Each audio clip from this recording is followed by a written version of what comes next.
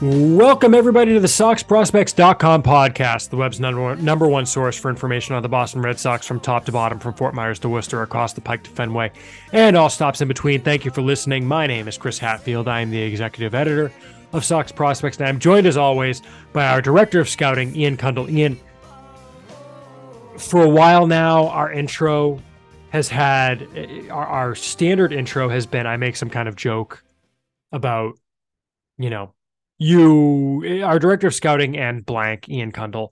But I think we need some fresh energy.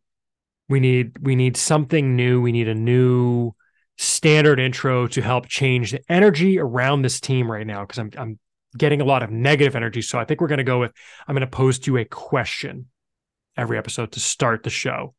And so my question to start this episode is this. It is December 18th as we record this. It is 12 in the morning. It's Sox Prospects After Dark. My question is, decorating for the holidays, do you lean more Clark Griswold, or do you lean more Grinch, nothing outside the house? Where do you fall on the house decorating spectrum? Oh, I'm pro decorations. Okay. Well, yeah. What do we have on the Kundle household right now? A lot. A lot? Yeah. There's lights everywhere. There's tree. There's lights inside the house hung up all over the walls. There's like Santas all over the place. Yeah, no, we go up. Do you? Okay. I'm glad to hear this, because I see we do this on Zoom. Do you know why though? Because we're also never here for the holidays usually. So that's why, because we usually go somewhere. We usually visit family in another country for the holidays, and did that for many years. So this is the first one. And you have circumstances that you can't. Yeah. So since COVID, we haven't been traveling really for Christmas for obvious reasons. So yeah, this is yeah. So okay, because that's where I'm at too. I'm very much on the Clark Griswold side of things. So I'm wondering almost what we should do is maybe. See, I don't want to make a competition, because I want to encourage. I love coming home. For me, it's the joy of coming home and seeing all the lights on my house, because this time of year it gets dark so damn early. Yeah, it's depressing. It's horrible. I like to come home and see like my house is lit up. So we try and add like one new thing every year, and like I'm in DC. I've got one of these like Ryan Homes, like cookie cutter townhouses that's like very vertical. So I can't do like the roof of my house, because that's like the fourth story. I'm not getting up that high. But you should put one of those like Santa Clauses like stuck in your chimney, like an inflatable one or something. We should, but like what we do is we like the whole like back porch is white lights. The side of the house is all colored lights. The front of the house is all different colored lights. And we like add different things every year. Like this year we added like a couple of things that go on the ground that are like a snowman and its little moose friend, and like this like LED tree that's like extremely obnoxious, and I love it. Just thank you all for listening. That's what you light all of the mups. I love the mups, should all be lit. If you want to support the show, you can do it a number of ways. Of course, you can rate and review us on iTunes, Apple Podcasts, Spotify, etc. You can support us on patreon.com/SoxProspects. Pledge a certain amount per episode and get some neat perks. You can go on there, see all of our rewards for our Patreon supporters. Tell your friends about the show. Tell the person who, like me the other day, stopped as I was setting up the new tree outside the house and said that they loved the lights on my house. Tell them, hey, thanks for loving the lights on my house. By the way, you should listen to the SoxProspects.com podcast if you like the Boston Red Sox and want to hear more about the Boston Red Sox major leagues and minor league system. Go check out the podcast. You'll enjoy it. Tell a friend. Tell the random person on the street who likes your house. And of course, you can send us emails at podcast@SoxProspects.com. We want to talk about what you all want to hear about. We got a bunch for this episode, and we're going to get to them. Ian, not a whole lot of news about the Red Sox since our last episode, at least compared to the news we were talking about on said last episode. Oh, but before we get to the rest of the episode, this is Chris and Ian on Sunday night. We recorded the episode on Sunday, I guess, morning, very early, technically. But today, during the day, the Red Sox signed Justin Turner to be, I guess, primarily their DH. Also plays some first base, which makes sense, being the right-handed hitting complement to Casas at times. And signed for some amount of money. It's a 1-year deal with the player option. And there are, at present, 3 different narratives, 3 different reports Ian, on what his deal is. So first, Jeff Passan had a basic one of 2 years, $22 million, which sounds like kind of the basic. He's not wrong, but he doesn't have all the type detail. Alex Spear, friend of the site, reported that it is a 1 year deal with a player option for 2024. Turner gets $8.3 million in 2023 and $11.4 million in 2024. So for AAV purposes, it's a 2 year, $19.7 million deal. But then Ken Rosenthal after that reports it's a 2 year. It's a 1 year, $15 million deal, and he's got a player option that brings it to a 2 year, $21.7 million deal, and he can earn incentives based on plate appearances up to $1 million, pending physical. Whatever he signed for, roughly. What did I say it was, Ian? Like 8.75? Between 9 and like 11 a year, or 9.85 and 11 AAV. It's right in the range where the other DH types that have gone off the board in the last 24 hours or so. Like JD. With JD went 10. Michael Brantley today was 12. Right. Million. So it's right in that range, and I think that's a fair price. And yeah, I think that it makes a lot of sense with where the way the team is currently constructed and what they're trying to clearly achieve, in the sense that they're focusing on guys who are going to put together quality at bats, who are guys with good plate discipline, who are going to take walks, not strike out as much. Like Turner fits right into that. And I know if you look, I mean, he's been an above average hitter the last 2 seasons, like 126 WRC plus in 2021, 123 last year. And that was even with his first 286 plate appearances. He was terrible last year. Yeah, he was a force in the second half. And then in the second half, he had, so in his final, like 246 plate appearances, he had a 174 WRC plus. He was hitting 349, 419, 549. Like, he can really hit, and he's a right-handed hitter, hits lefties well. And I think it's, it does a good job balancing out the roster, and that he can be the primary DH. And Yoshida probably will also get some at bats there, but he'll be the primary DH. He can play some first base when they want to sit Tristan Casas against tough lefties, or he needs a day off. Right. And it seems not interesting, but just he seems like according to Chad Jennings, he's only really going to play DH and first base. Right. So there are a few guys that reported that too. Yeah. Or a few people. Which makes, I guess it makes sense to me if you have Christian Arroyo as your bench infielder, because he can just play some third base. Yeah, he can be kind of like the backup to Devers. Mm-hmm. So, but yeah, that does, or I guess Bobby Dahlbeck too, if he's on the roster. Though I think my biggest takeaway from this is he just doesn't make any sense on the roster after Dahlbeck, the Turner edition. I was just about to say that. I mean, he basically fills the role that Dahlbeck might have filled. Otherwise, if Dahlbeck was capable of, Dahlbeck is a righty. If he was capable of playing, if he could give you 500 at bats and produce, which he can't. But, well, right, fair. Fair. But yeah, I think that it seems to indicate to me that he's only playing that they're gonna try to move Dahlbeck, or already are. I would assume that. I think it's been reported. It's been reported they're asking. But yeah, he just doesn't make any sense now. And yeah, they'll definitely, though. It seems like they're still looking for another either center fielder or in second baseman, shortstop type, in order to make Arroyo in that reserve role so he can be the backup for Devers. But yeah, I think it's a good signing. It fits again with, if you add Xander Bogaerts to this team, it makes a lot more sense. Mm-hmm. But I think what the pivot clearly seems to be is that they're just going to target a bunch of the mid-tier guys and try to piece together a team that can win with pitching, bullpen, and defense. Pitching, bullpen, defense, and then getting on base. And they're gonna be a pain to pitch against. Work deep counts. Have a bunch of guys with good approaches who will take walks, extend innings by getting guys on base in that capacity, and then you bank on maybe one big hit knocks in a couple guys. And I mean, I think it seems like they're trying to go for the low scoring model, and we'll see how it turns out. But there's still work to be done. But I think it's a nice signing, and I don't know how you can, if you're upset about this move, then there's nothing they can do that will appease you, because this is a quality signing. It's fine. It's fine. It's not going to knock you on your butt, but it's good. No, but it's a solid signing for a team, regardless of their contention timetable. And yeah, It's a move they would and should have made if they had re-signed Xander Bogaerts. Yeah, that's what I'm saying. I mean, it follows what we talked about. What we talked about in a little bit, but yeah. Yeah, exactly. Okay, cool. So Justin Turner, Red Sox, good clubhouse guy too. Yeah, MLB Man of the Year this year, I think. Yeah, right? I think one actually. The last thing is, I do think it's nice to have a veteran presence like his in the clubhouse. Obviously, they're losing a lot of leadership with Vasquez gone, Bogart's gone, JD's now gone. Like, it's going to be a pretty young team next year with a lot of guys who are not very experienced in the MLB. And I think having someone like Turner, who's been around for a while, seen a lot, been through a lot over his career. I think that's a sneaky big addition to the clubhouse culture of the team, especially as they're trying to build things back up.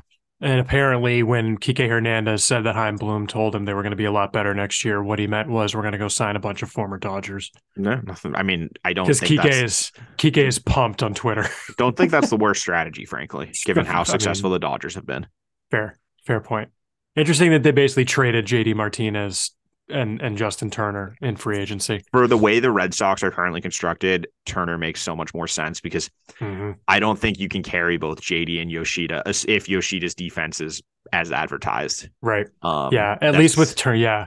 Sorry, at least with Turner, he can play first base, third base also, whereas JD is literally a left fielder also. And if you have him on the roster, you're basically carrying 3 left field DH types with Verdugo, unless Verdugo can play right field again, which is still TBD. Well, and I guess that's the other takeaway from this is like, this basically means your primary lineup has Yoshida in left and Verdugo in right. Yeah.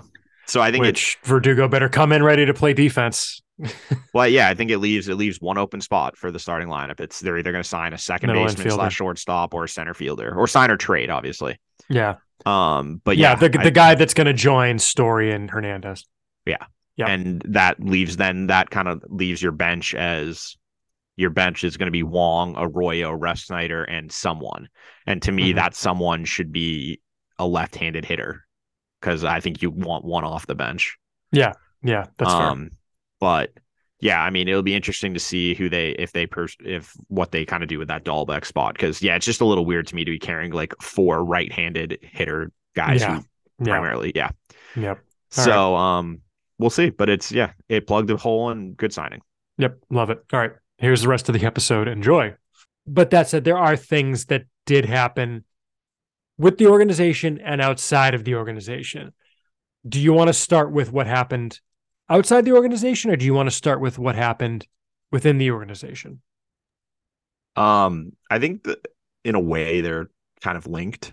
They are. Sense. Yeah. They are. So, I think we should let's just knock out the stuff. Let's knock out the internal stuff because the outside stuff I think is the larger conversation to have. Yeah. So since the last episode, all the team has really done, it's done 2 things. It's formalized the Kenley Jansen and Yoshida signings, the Masataka Yoshida signing, and the related DFAs that went with those 2 signings. So the first one to get announced was the Kenley Jansen contract. The Red Sox, with that signing, designated Hoy Park for assignment. Hoy Park, if you don't know who he is, you are forgiven. He was the player the Red Sox traded DSL pitcher Inmer Lobo for 3 weeks ago, Ian, I think, November 22nd or so. Park designated for assignment. He has since been traded to the Atlanta Braves for a player to be named later or cash considerations. So in other words, the way I take that is that the Red Sox traded a DSL pitcher for the chance to jump the line on a waiver claim for Park because Park had been designated for assignment. And while Park was DFA, they traded him to Atlanta for either a player to be named later or cash. We don't really know what type of player to be named later it will be, or cash it will be. Will it be another player of the Inmer Lobo mode or mold? Will it be a significant amount of cash? I don't know. I see it as a wash. I think you read into it or took a little bit more from that series of transactions than I did. I don't know if you have any thoughts on that you wanted to throw out there on the Hoy Park part of things. Yeah, I mean, I don't love it in the sense that I don't really get why you claimed him in the first place if he was going to be your first DFA. Well, not even claim him, traded for him. I don't get why you traded for him if you're just going to DFA him like 2 weeks later, and it's your first DFA after. It's actually no, it's not their first DFA. No, they definitely DFA'd other guys since then. They DFA'd. It was because the last DFAs they had were Jake Reed and Caleb Hamilton on 11-15. They had a spot for Martin, so yeah. I don't get why you trade for. They outrighted Caleb Hamilton. They outrighted Ronaldo Hernandez since then. But that was before they got Park, wasn't it? Nope. After Park, they outrighted Ronaldo Hernandez. Oh yeah, I guess so. Okay, but anyway, so it was the second move since the 40-man move since you got him. And my thing is that I don't get why you would not protect someone like Thad Ward, who you could trade for something legitimate, and instead use that spot to claim Hoy to keep. I guess because Hoy Park was claimed after the 40-man deadline. They traded for Hoy Park when he was DFA'd to make room. When he was DFA'd. And so it was like a week after the Rule 5 protection. But basically, deadline. They used their spot that I think could have gone to someone like Thad Ward for a guy that they kept for 2 weeks and then DFA'd. And I don't get. And so in my mind, they basically gave up the opportunity to trade Ward and a prospect who I don't think Lobos. I mean, who knows? He's super young. The reports I got weren't nothing special. Yeah, seemed just like a minor league depth arm. But he's young. Who knows? Like he put up good numbers. Sure. But I just think the opportunity cost of not having a spot to keep Thad Ward and trade him, which I know you could trade him. Like the fact that he went 1-1 in that draft and there were multiple teams interested, they easily could have. I think they probably could have got something for him. It might not have been great because teams might have known that they weren't. If you're shopping a guy right after you add him to the 40-man, it probably means you didn't really want to add him in the first place. But I just think that they could have got something for him, and that makes more sense than trading a player for Park and then basically 2 weeks later getting rid of him for cash or maybe another low-level flyer.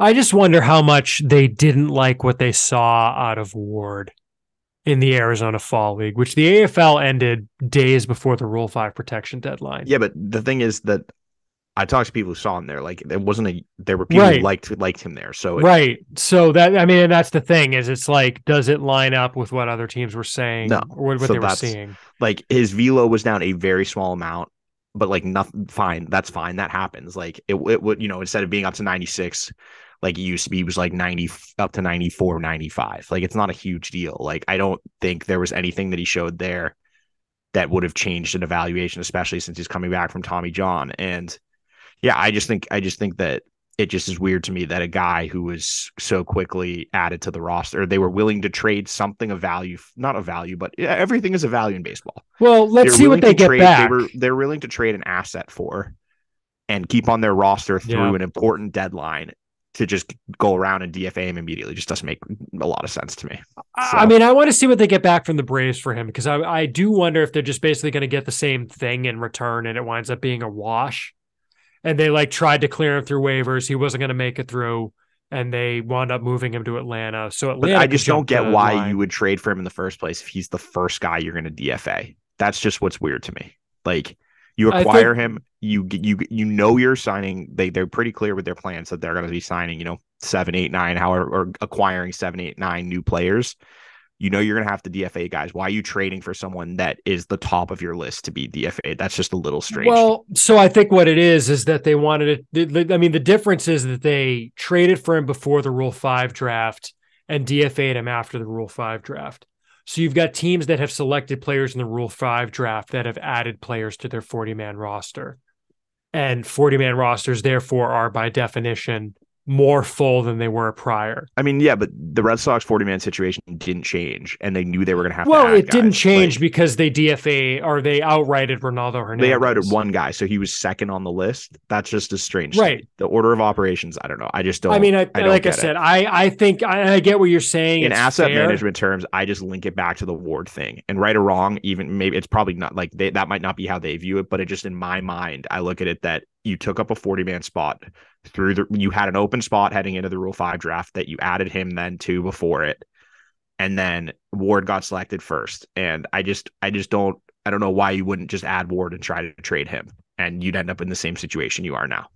So working back on the 40-man roster of what happened, starting with the 40-man roster, the Rule 5 protection deadline on 11/15.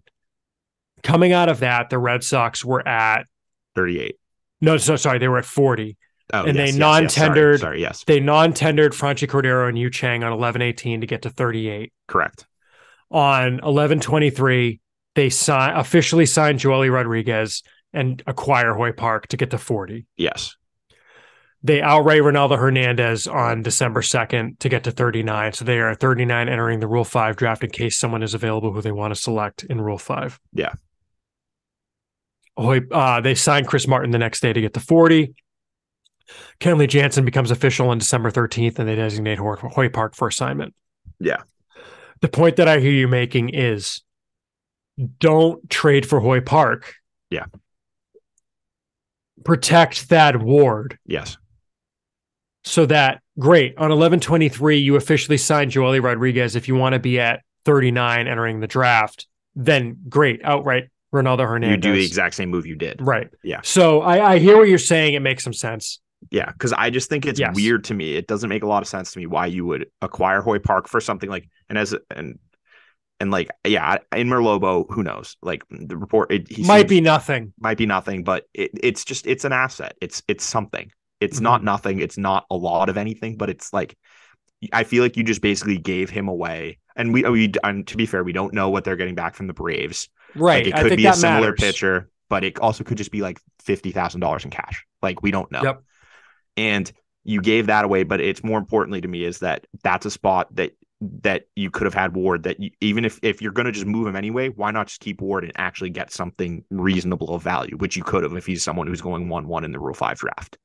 Yeah. And that's fair. And that's me. And I just don't understand why you would add a guy if he was going to be your first DFA as soon as the Rule 5 draft passes by. Like, that's just strange to me why you would trade for that if you know that, yeah, he's probably someone we're going to DFA when you're going into this offseason talking about how you're going to be turning over, 5, 6, 7, 8, 9 spots on your roster.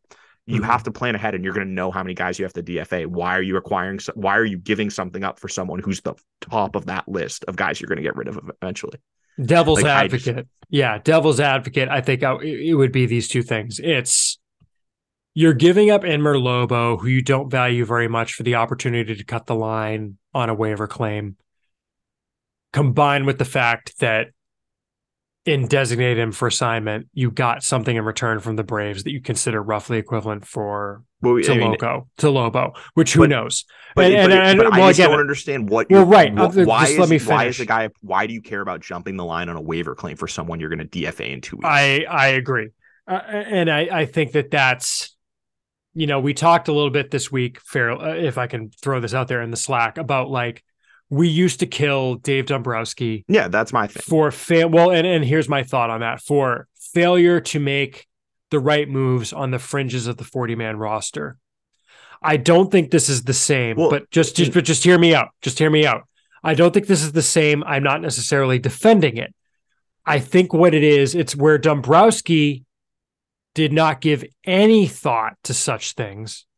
I think, in my mind, where you did things like adding Dahlia Hinojosa, which, it didn't matter, to DFA him 3 days later, right? Like, that was the one that was the big example of, like, what the hell are you doing? But I also think with Dombrowski, it was the giving away needless low-level depth prospects in trades for no reason. And it's like, these, we have a 2-for-1 deal. Hey, we want this guy also. Or in this situation, like... Add the Brock Holt was what we always used to say. Yeah, so why are you giving, just giving Lobo away is my thing. And obviously this could change if they get a prospect back. Well, but if they don't, you gave him away for nothing. And that's weird to me. Here's to me why this is different, and just hear me out on this, is that I think it is almost, if we're talking a spectrum, right? Not a binary system, but a spectrum of like how much you are paying attention to this. It's on the other end of you are doing too much. Of you are making needless deals on the fringes of the 40 man. Yes. And that's the thing. That's what I'm saying. So that's what I was saying, trying to let me finish like, I'm not defending it. I'm saying it's different in that, like, why on earth did you bother? Right. That's my big point is like, it's the opportunity cost of losing Ward. And then if you're going to DFA a guy 2 weeks later, why? Like, what's the point of This could have been much simpler in protect Ward, and oh no, you don't have room to trade for Hoy Park. Right. To DFA him 3 weeks later. And then let's get to this point. Like, okay, you trade Ward for something, or you just DFA Downs becomes the one here, and then the next, that's just a little strange to me and something I don't really understand. That's fair. I'm with you. I really don't care about the Inmer Lobo piece, which I get what you're saying. No, I don't really either. I just think the idea of giving away an asset is all I look at. Yeah. But to me, the bigger thing is why are you messing around that much? Yeah.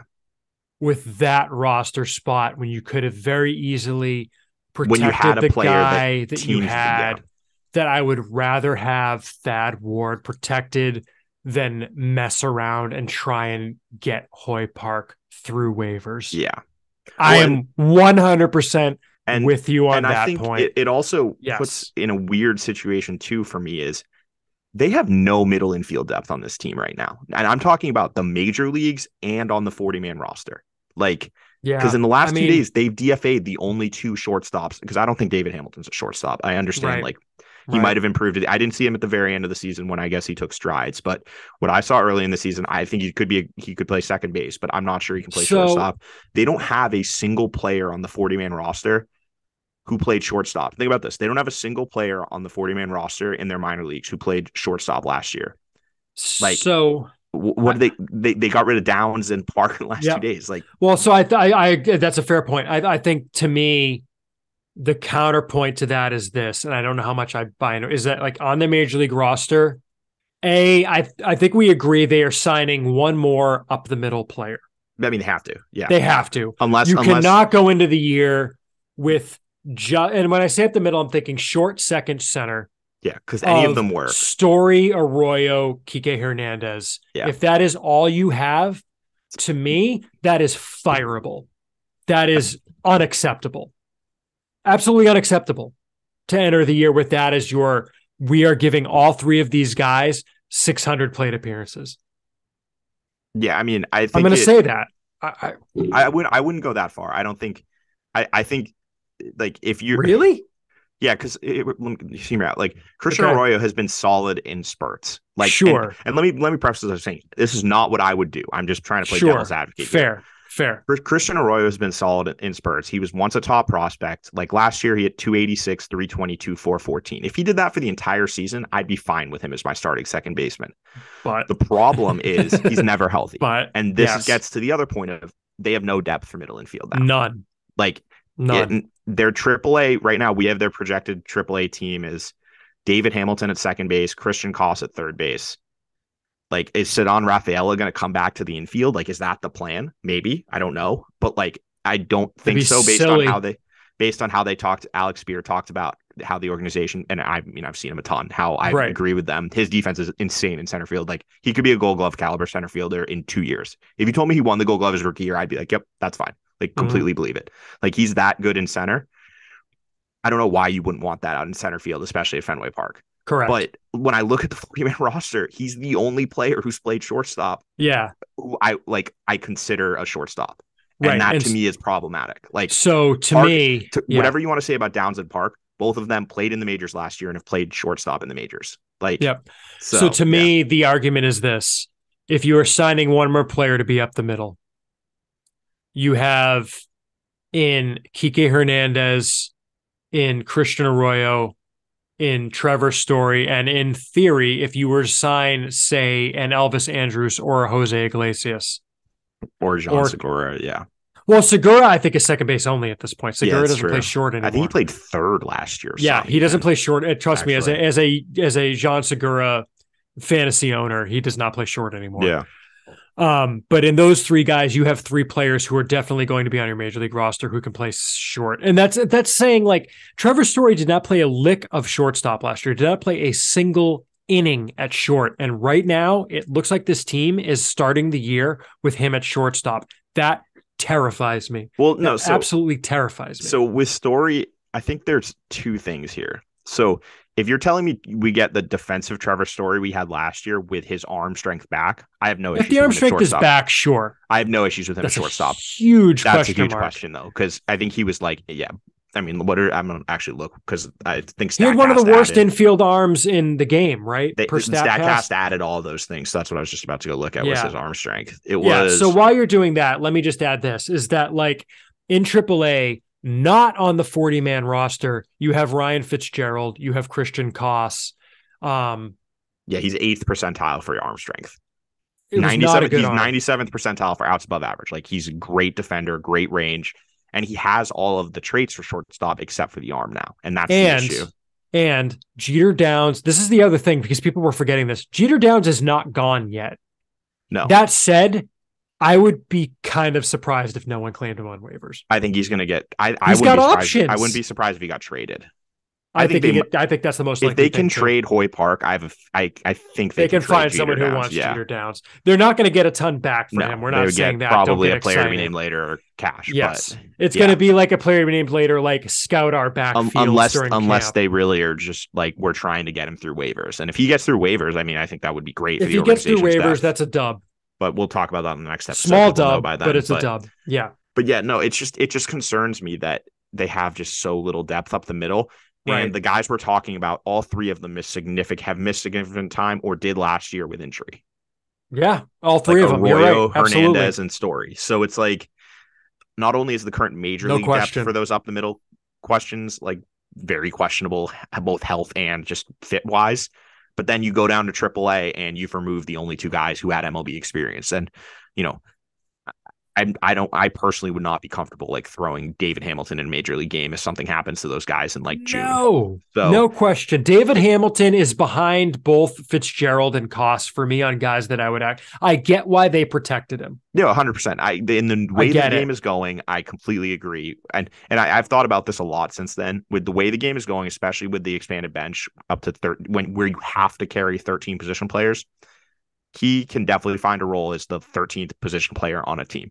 Because if you can play a passable shortstop in spurts, he can play second base, and I think he can play outfield. Especially on a team like this, that 3 of the guys who are in the starting lineup on a given night might all be potential okay shortstops. Yeah, and if you have Arroyo and Hernandez who can be the backup shortstop, I get it. Yeah, and he also has speed. Like, let's be honest, teams need speed. It seems like stolen bases are going to be a bigger part of the game going forward. Like, I get protecting Hamilton. His bat is not ready for the major league level. Not at all. Not even close. And so it's concerning to me that is the major league depth, like already is concerning, but then you go down to the minors and there's just nothing there. And that's what's going to be interesting is, and I think I've talked about it a lot, I like the Park acquisition because it balanced the AAA roster. It gave them someone down there to go with Downs, who obviously we had major questions of. And frankly, we'll get to that in a second.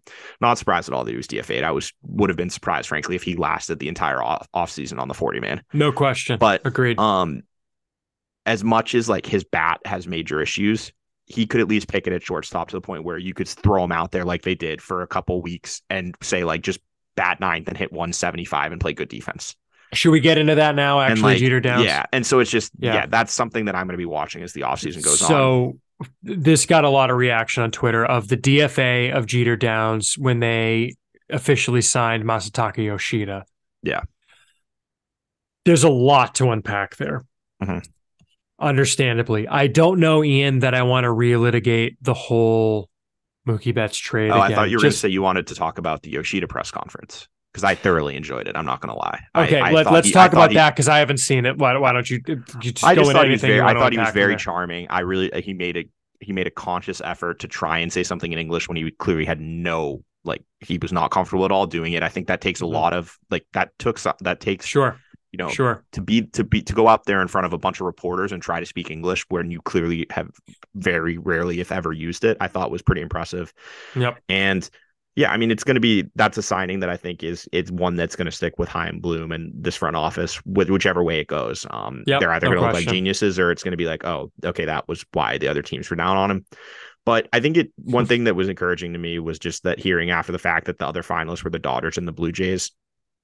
If the Dodgers are interested in someone, it's one of those teams that it piques my interest. So Blue Jays too right now, honestly. Yeah, frankly, yeah. So those are both very smartly run teams. So I think we'll see what happens with Yoshida. But I just thought I enjoyed his press conference. I thought he made a really nice effort to try and he talked a lot about how excited he was to be in Boston. So it sounds like from the reporting that the Red Sox scouts over there, like they're obsessed. They love him. They loved And you know what? And if you're willing to put your reputation, or say like, this is a guy, if you're going to pound the table for a guy, that's their jobs. Like, they're not going to make it up, or they're not going to like try and sabotage it. Like, that's what they genuinely believe. And it's just, we're going to have to wait and see. Like, he's the unknown right now. And it's just, I feel bad for him in a sense that if his transaction had happened, like with Bogaerts still out there, even, like, it would have been viewed very differently. But now it's just like, they let Bogaerts go and signed a guy who's never payed in the majors, who a bunch of executives didn't like. Like, sweet.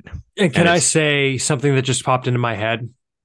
Yeah. The not going harder or signing Seiya Suzuki last year, based on what we're hearing about how they feel about Yoshida, makes a little bit more sense now. Yeah, I could see that. Like, look, this is not our guy. That said, it doesn't excuse Jackie Bradley entering the year as the starting right fielder.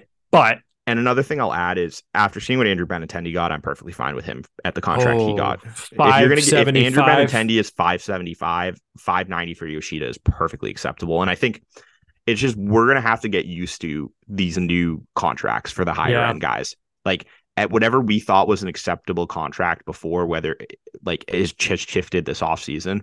And there's a lot of, and it's something at the beginning of the offseason, we were talking about those relievers that signed, and I was like, Robert Suarez got this much, like, and who's the other one? I mean, I think generally just take whatever Diaz, whatever the Fangraphs median contract was, add a year or two, and add between $2 and $4 million AAV. Well, it's also like, it seems like one WAR is getting up to like almost 10 million now.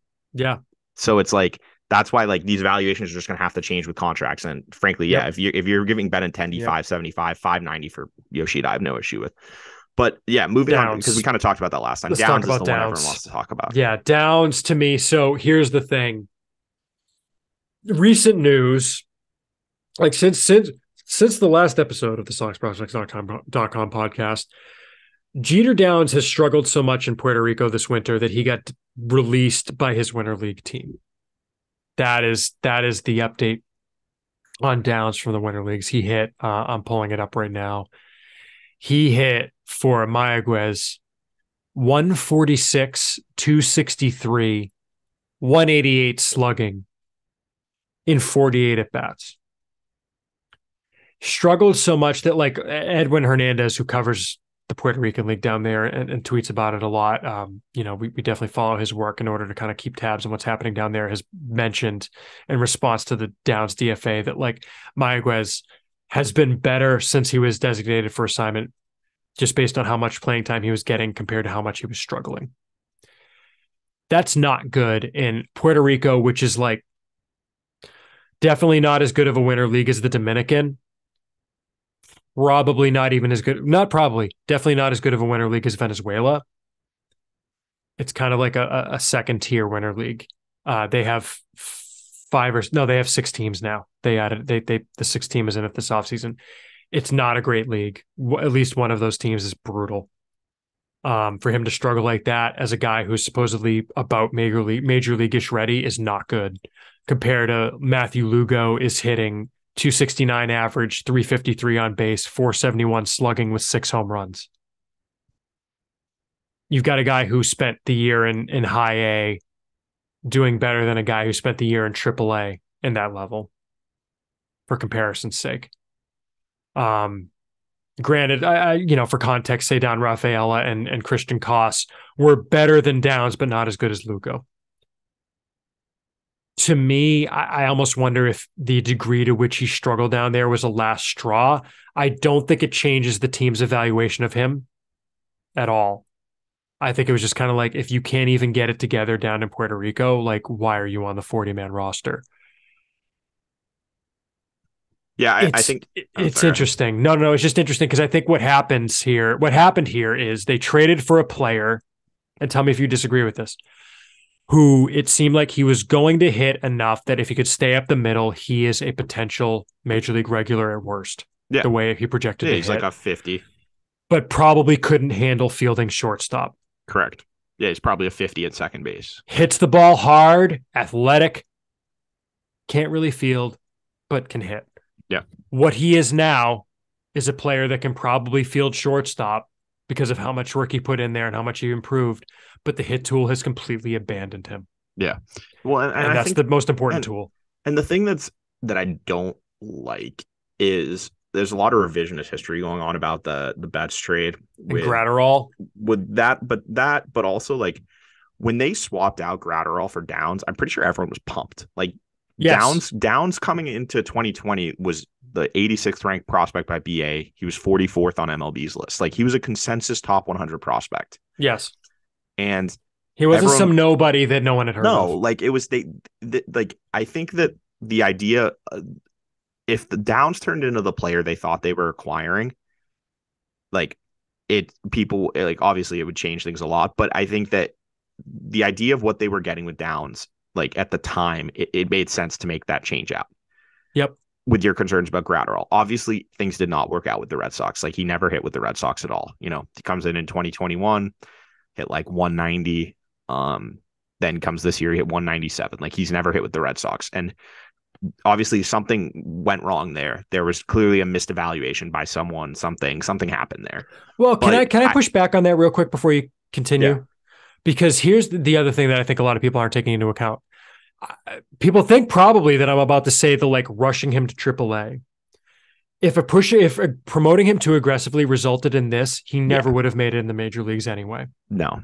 If that's the problem, he wouldn't have made it. No. The thing that I think sorry, go ahead. No, if you want to. The point that I want to mention is that like 2020 affected every player differently. Yeah. Every player in the minor leagues literally lost an entire season of development. I have made the point on Twitter that like, look, Downs was at the alternate training site. It's not like he was just sitting at home. That said, we have what good was the training site? You're seeing the same pictures every day. You're doing the same thing every day. Well, you have no idea how much work. No idea how much that helped. Yeah. Certainly he got better defensively. Yeah. We don't know in an alternate reality where a full 2020 season happens, what kind of player he remains, becomes, whatever. Who knows?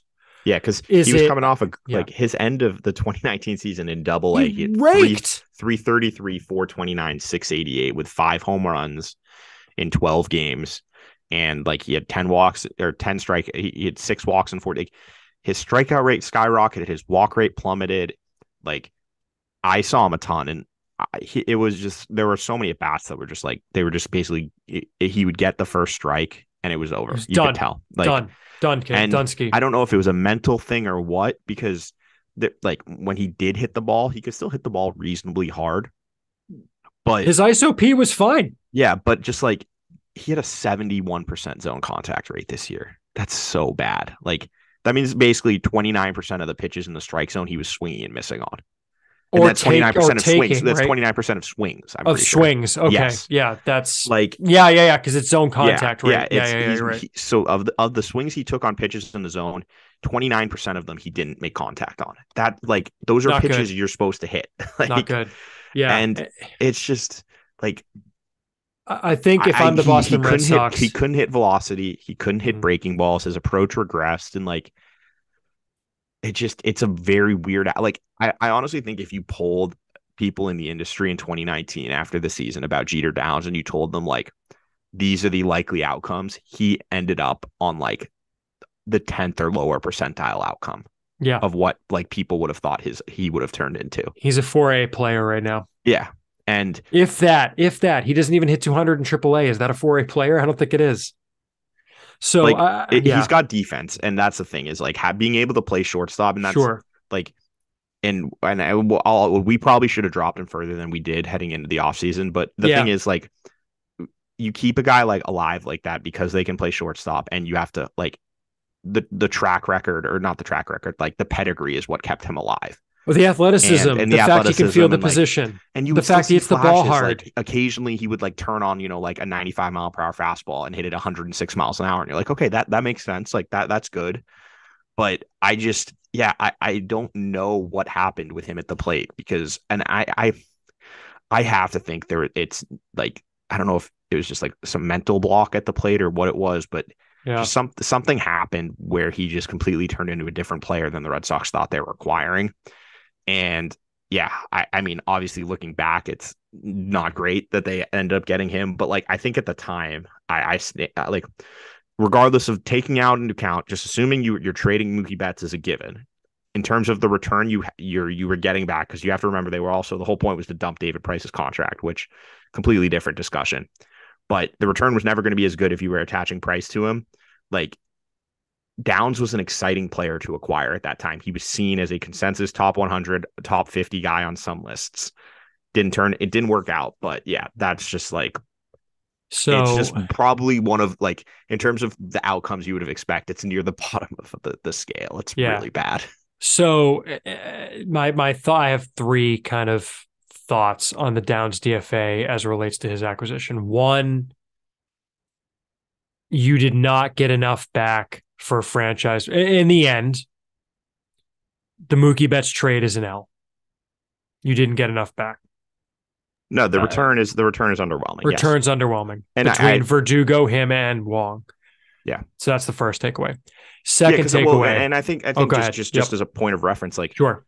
I think like, for example, look at what the Dodgers gave up for, I know Scherzer was also in this, but the Turner Scherzer package compared to like what they got. Gray and Ruiz plus a couple other guys. And like that was seen either as of them would have been much better. And that was seen as light. Not that they were necessarily seen as better. Not necessarily that they were on the table for the Betts trade. No, and then that's the thing. In addition to Verdugo, we don't know who was on the table. Like I saw some people saying, like, "Oh, why didn't they get Dustin May or Tony Gonsolin?" Like we don't know if those guys were on the table. I assume May wasn't. No chance. Gonsolin, I could have seen. If Gonsolin was on the table and they didn't take him, that's tough. That's a lot. That's an L. Obviously, he's turned into like a solid mid-rotation starter. Correct. But it's just like would love to have Gonsolin on this roster. Right. Exactly. It's just like at the time, like. Again, like you had to take into account like they're dumping Price's deal, which was big money, and we've seen with like when we talked about half of it, I should say, dumping half of it. But talking about it like with trades with the Padres and everything about like what you could expect back if they took on like Will Myers' salary, like that was more than Will Myers' salary. Like you were going to have to your return was not going to be as good if you're attaching that, and you can disagree with the decision to attach that to it, and that's obviously like I don't know why. Is what it is. Yeah, it is what it is now, but it's not any of our money. No, at the time though. You know, Verdugo, he's had one good year, he's had one bad year, and one average-ish year. Would you say that's fair? Verdugo is an average regular, as I think where we come out on Verdugo. Yeah, he's how like I would put it. He's a soft 50. He's probably a 50. He's a 50. I feel comfortable putting him as a 50. Yeah, let's see. Like, because he's like he's been above 100 OPS. He's plus. A 1 to 2.5 WAR player. Yeah, he's a 123 OPS plus 107, 102. Like that's a regular. Like, that's. But I think the thing that when you combine, like he's gotten worse during his 3 years in the organization in terms of his performance on field. Then you combine that with what happened to Downs, and then Wong, who I think Wong is actually the only one who's gone the other way. Like, I guess he's got. Well, that's what I'm about to get to, but still, like best case for him, he's a backup catcher. Yeah. So it's just the Downs thing it's tough that didn't work out, especially when we're talking about now a situation where their middle infield depth in the high minors or major league ready middle infield depth. Like if he was ready to step in, like it's a completely different ball game. So second point on the trade, for those saying they screwed up by not taking Gratterall, I've got a hot take for you. And I don't know what you think about this, Ian. I don't think the jury is out that Gratterall is a better player than Connor Wong. Because here's the thing.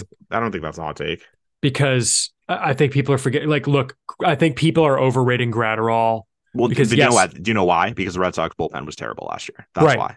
And yeah, they could have used a guy like Gratterall, but like Gratterall in the 3 years has been like a roughly 0.5 half one WAR to 1 WAR play reliever. Yeah. He's a 50 reliever, 45-ish reliever. He's a middle reliever. Yeah. He is not a closer. He is not even a setup man. He's a like middle innings guy who can moonlight with injuries in a 7th or 8th inning role.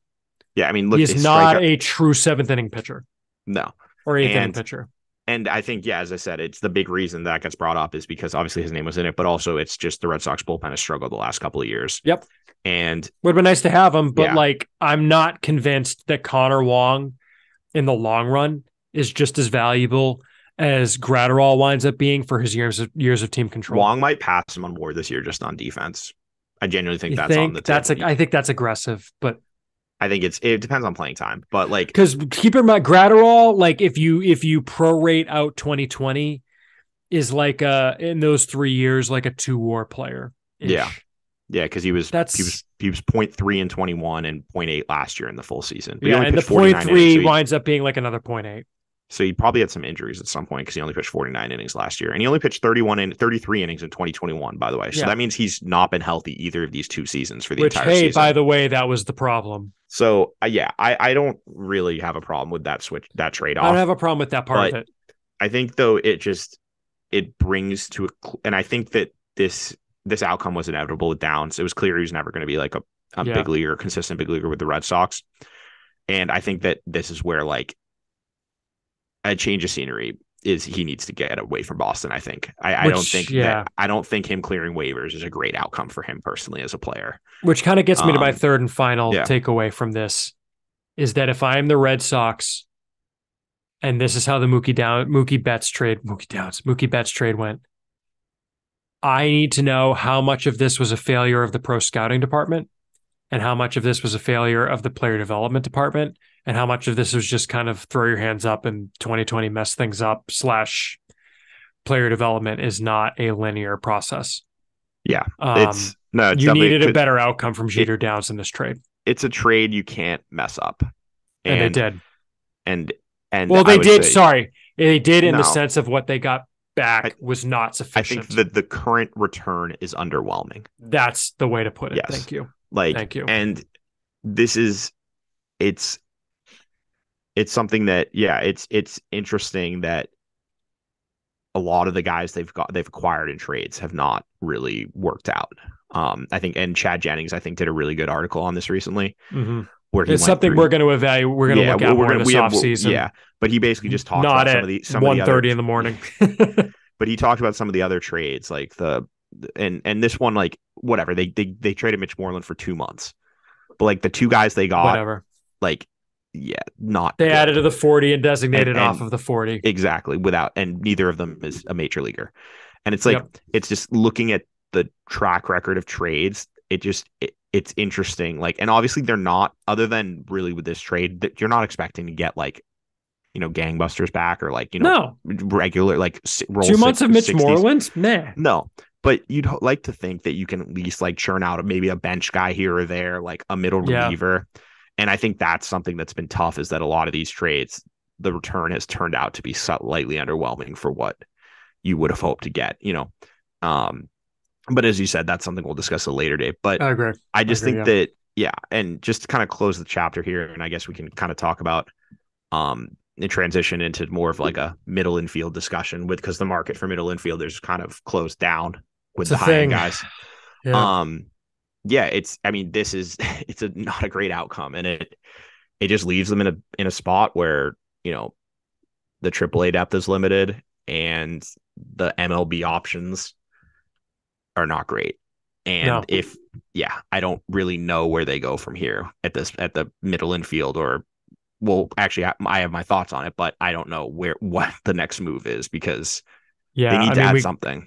We got to talk about that. We got to talk about the Wyatt Mills trade, but the options on the table that I see are John Segura, Jose Iglesias, Elvis Andrus, maybe sign Michael Conforto for the outfield, but like I don't even understand how that works configuration, right? Yeah. Well, I guess that's Conforto is we're going to play Conforto in a corner. We're going to commit to Yoshida, Christian Arroyo at second, and Yoshida's mainly a DH. Yeah. And we're going to just like get by with Arroyo hitting 9. But is it like Brandon Drury, maybe Jurickson, like Profar, like those are the names. Yeah, Profar and left and Verdugo and right. God, please no. It's not great. Yeah, I think it's going to be very hard to convince me that this offseason was a net win. Well, on April 1. I think we still have a long way to go, and they obviously they have a bunch of moves they still need to make. So like maybe they make a trade. There's still time to change this narrative. But I think that what it comes down to is that the Padres just destroyed the main plan. And I think it was pretty clear that plan A, and I think they were being genuine, or they were being genuine when they were saying that Bogaerts was their like number one option. Agreed. And I think he really was. I think that they thought they would be able to get him for the Dansby Swanson contract around that, like 7 years, $180 million. Like, it's a little more than you're comfortable for, but you'll go to it to get the deal done. I think that's what they thought would be the ultimate outcome with the Bogaerts deal. Maybe even 7,200. Because like, look, I know people are making the point, like you did, like Brian Barrett on the Off the Pike podcast or whatever they're calling that on the Ringer. Yeah. He has given us shout outs. I like what he's doing over there, but he made the point that like you didn't even offer him the Trevor Story contract. Like, we don't know that they made a best and final. No. I think his point was they didn't make that before the season. They offered him sure. Yeah, Alex Spears reported that they offered him like they made it after 160, I think, or but even the 160, we don't know that was a best and final. In fact, Spear reported that it was understood that they would have gone up from there. It's just that the delta between that and the Padres, why even mess around? The thing is, seeing the Swanson contract, the Padres just said like basically F it. Like, we want this guy and we will spend whatever it takes. And I think what drove them was they clearly offered more money for Judge. They offered more money for Turner, and they got spurned both times. Yep. So they were just like, we have a $300 million slot budgeted out. We know Machado is going to opt out. Yeah. Let's go get a guy. And unfortunately for the Red Sox, that pivot was Xander Bogaerts after it was reported that they were out on him by John Heyman. I'm pretty sure it was Heyman. I can't remember exactly, but it was someone said that the Padres were out on Bogaerts, or they weren't interested in Bogaerts. And they pivoted to Bogaerts and it wasn't just the Red Sox. Like, I think the other reported offers were around $200 million. So it was Spears said there were multiple offers of more than $200 million. Right. But I think it was like low 200s. It wasn't it wasn't saying they were 250. And look, I could see the Red Sox, like, if his best offer is 7,200, he comes back to the Red Sox and says, look, get in the ballpark. Cause like Turner took less to go to the Phillies. Yeah. I don't think it's set in stone that he's going to the best offer. No, I think the Red Sox just need to get in the ballpark. Right. I think if he was getting 8,210 from one team and the Red Sox went to 8,200, I feel like he probably is still here. No question. I don't think there's any question if those are the offers on the table. A team came in 60, $80 million, whatever it is, above the next highest offer. And as we talked about in the last episode, no one should have matched that deal. No. It's an outrageous contract. And by the way, you get to play with Juan Soto, Manny Machado, and Fernando Tatis. It's a perfect situation for Bogaerts. Why wouldn't you? And you get to live in San Diego. Like, why wouldn't you take that? You'd be nuts. So, like, I don't blame the Red Sox for not matching it, as we said on the last one. But like, they got screwed up. They're didn't read the market, and that's why, like, with the moves they made, like if you're doing Yoshida, Jansen, Martin, and you have Bogaerts in tow, okay, like you can kind of see the vision. You can kind of see where things are. Go get a starting pitcher. Go out and sign. Even if it's just Eovaldi coming back, re-sign Eovaldi, bring Kluber in. Like, you do something with that, then you go sign another bat and or trade for a bench bat, and then you're starting to see like what the team is going to look like. What they did, however. Sorry. This is where the narrator jumps in. But what happened was. But instead, when Bogaerts, you got your pockets picked. Yeah, Bogaerts obviously took the money, which he should have. One team. All it takes is one team. Now they're left in a situation where I kind of look at it like you're caught in between. Like, you're not at a point where you're competitive for the division, but you're also not rebuilding. You're just kind of like, you're in that middle state where it's tough to be, because it's what is the path to get better. And I think that the thing that is going to be interesting to watch, and it's a little confusing to me, is if you're done with free agents, which I don't know if they are, but the free agent market is dwindling. They can't be.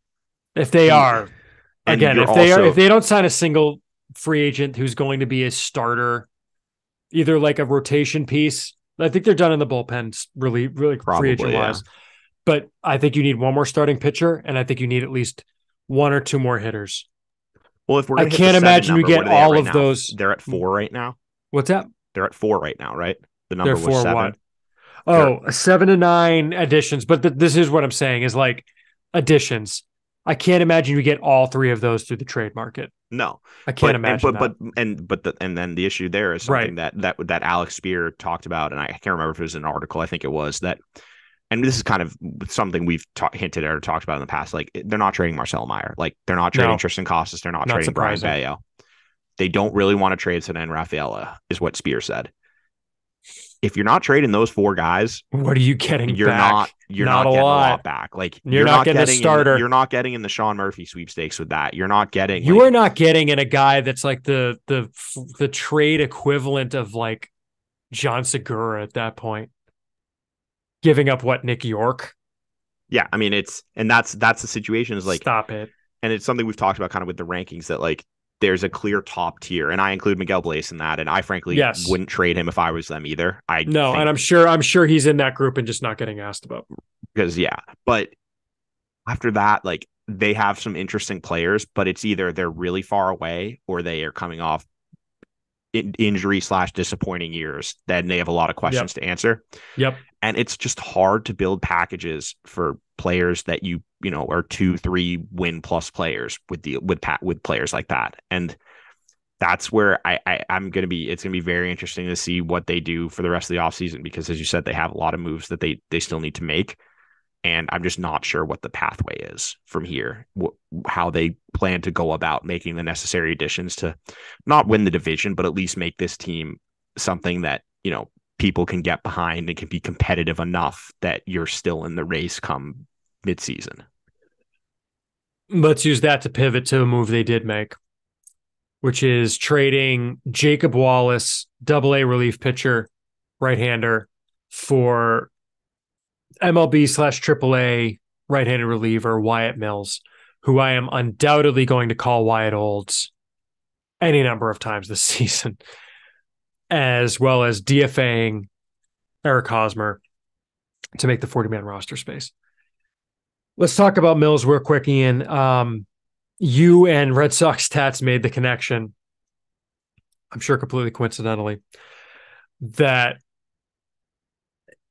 the mechanics, the delivery of Wyatt Mills are extremely reminiscent of John Schreiber. We've heard that the Rays' philosophy at some point in building a bullpen was getting different looks. You know, there was the kind of almost, is Shiva the Hindu god with all of the arms? Like, it's kind of like almost that, where you get arms coming from every angle from each side. It's another sidearm arm. I know we both reached out and finding more about him. I mean, it's control over command. It's slider is the best offering. It's, you know, 2-seam and 4-seam fastballs. It's probably a, you know, low leverage depth option against right-handers who you don't want to face left-handers in a big spot. I don't know if you've heard anything different on Wyatt Mills. Has one option left is probably the other point worth making. No, I think that's pretty spot on. Like, slider's best pitch, fastballs like low 90s, gets really good extension. Like, he's 87th percentile for extension. So when you combine that with the arm slot, it's obviously a tough look, especially for righties. But yeah, I mean, there's like big questions about what he's going to do against left-handed hitters. And like, I like the move. I think it's you're going out there and you're being proactive and trying to find the next like John Schreiber type. And I think that's something that I think I don't think there was enough turnover or enough like going out there and trying new guys for those bullpen spots last year. And so I think that, I like the move. I think it's an interesting look. And if you look at his splits, like last year, righties had a 491 OPS against him. Lefties had a 920 OPS. Yeah. 910. Like, he just gets crushed by lefties. But, you know, maybe you can find a changeup with him like Schreiber did, get him in the dev program. And as you said, like, it's a profile that they've been able to make work before. So for, I like Jacob Wallace. I'm probably the high man on him. I mean, I am the high man on him for our staff. Like, I've seen him, and when he's on, his stuff is just disgusting. You know, he's like 96 to 100 with a double plus breaking ball, but that is just there's no consistency at all. And the delivery is really rough. The command and control profile is like a 20. And yeah, it's just like maybe he could get to like below average command, and like he misses a ton of bats. Like last year in Double A, 1207 K9. Year before he's 1405. Like he can get whiffs in the zone, he gets chases, but he had a walk rate of almost 8, or his BB9 was almost 8 last year. Like right. There's just a lot of hard contact because he's not a ground ball guy. It's a lot of contact in the air. He gave a bunch of home runs last year, and the stuff is excellent, but between the injury risk and just the lack of consistency, I completely get why you're willing to part with him for someone who is closer to the big leagues and has like obviously some characteristics that you think you can work with. Absolutely. And you say that as kind of the resident Jacob Wallace. Yeah. I like Wallace. I don't want to say apologist. That's not what I'm saying. It's like you were the highest guy. Yeah, among the guys on the staff. And I stand by, like, I will bet on someone like him with the stuff that he has. Mm-hmm. But, if you can get a guy who's closer to MLB ready, who has some, as I said, like either it's stuff or pitch characteristics or, the delivery that is interesting and funky enough, then I'm fine trading him, especially since Wallace is a guy like he's going to be Rule 5 eligible again. He wasn't protected this year, wasn't selected in the Rule 5 draft. Nope. So he's going to have to be, if he's good enough, you can add him to the 40 man, or if not, like, I think it's fine. He's fine. Like, he's a nice, interesting player, but I'm fine trading him, as I said. For if you're the Royals, you're not sad about trading Mills for Wallace. If you're the Red Sox, you're not sad about trading Wallace for Mills. I think each player fits the team they're going to better. Sure. Because Wallace has more upside. Like, if you told me that Wallace was like a 7th inning guy in a couple of years, like, I could believe that. I don't think he would like hold that for 5-10 years, but sure. Like, he could have a flash in the pan season like that. And the Royals have had success with guys like who throw really hard, who don't throw strikes and have a good breaking ball. Like, Josh Stallman, guys like that, they've turned into useful big leaguers. So yeah, I mean, it wouldn't be surprised me at all if he got to the big leagues, but Mills is interesting. Royals. And yeah. Speaking of the Royals. Yeah. Eric Hosmer. Eric Hosmer. This makes a lot more sense when you get the context that I think it was Alex Spear that reported that the Red Sox did try to move Hosmer in a trade prior to designating him for assignment. Which I don't blame him, by the way. Like, if you have a no trade clause, why wouldn't you be like, yeah, I will go to these teams? And I'm guessing it was probably like good teams or something. And the Red Sox tried to trade him. And they were just like, no, why would we don't want Eric Hosmer. So you're kind of in a, you're in a bind. Situation. You're in a bind. You're in a bind. You don't have a lot of leverage with him. I thought Eric Hosmer at the minimum would potentially be an interesting asset for some team. If he's not, he's not. So I don't think this changes the Padres trade at all. No. I don't think this, look, if you take that Padres trade and take Eric Hosmer out of it, trading Jay Groom for, just say the money. Let's say they had to pay the major league minimum for then to the end of the season with Groom in exchange for who they got from the Padres, which was Valdez and Abreu, right? Ferguson. Oh, Max Ferguson and Corey Rozier. Yeah, right. Sorry, I got the two trades mixed up. Ferguson and Rozier. Whatever. Cool. Groom would have been designated for assignment this offseason. Right. Like, if you just looked at it, you're trading Groom and getting the open 40-man spot for those two guys. That's fine. I have no issue with that. So whatever. It's whatever. It's fine. They took a shot on Hosmer. Much more than that. They took a shot on Hosmer. It wasn't a good fit, and it's clear. And I think this is the biggest takeaway: is this is Tristan Casas' position. He's the first baseman.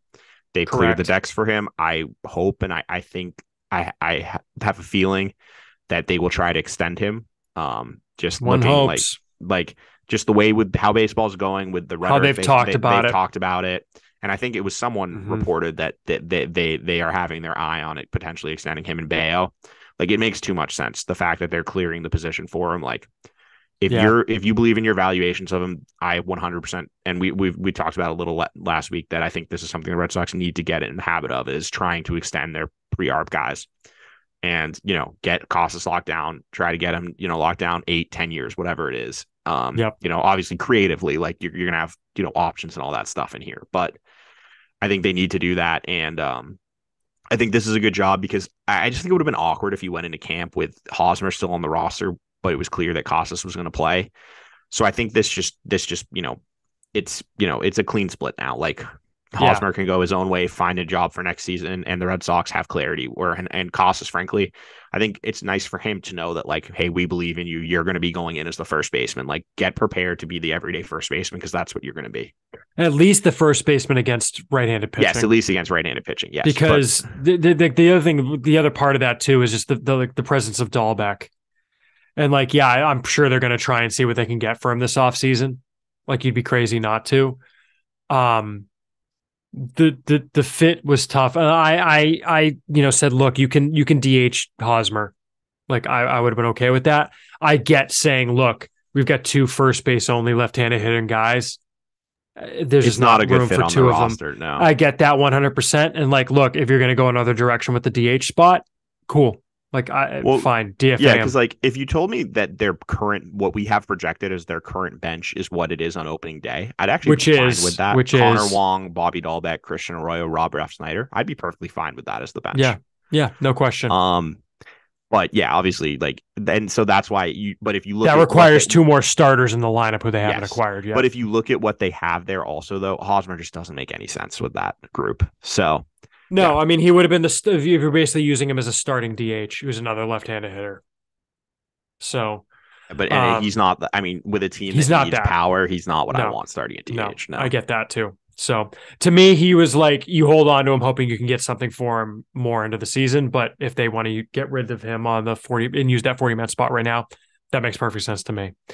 Should we jump to emails? Is there anything else? I think we got to talk about just the market with Correa, Swanson, I guess, JD Martinez, Benintendi, like a bunch of like guys are flying off the board way quicker than the big guys are off the board. The big guys are off the board at this point. I don't think you're going to get anyone getting a bigger deal than Benintendi got at $575. I don't think you're going to have anyone approaching that at this point.